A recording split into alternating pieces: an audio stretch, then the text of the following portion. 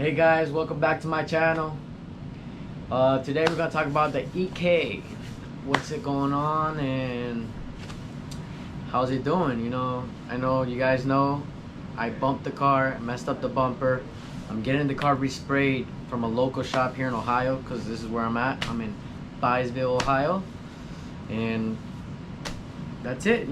I'm like show you guys what's going on with the car. The car is getting the whole front end resprayed. Radiator sport, both fenders, bumper, and grill. Stay tuned and I'll keep you guys updated.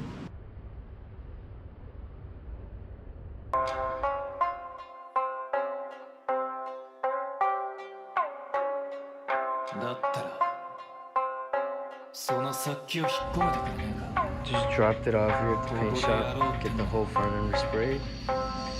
別に構わ How ね it えけど goes な from there.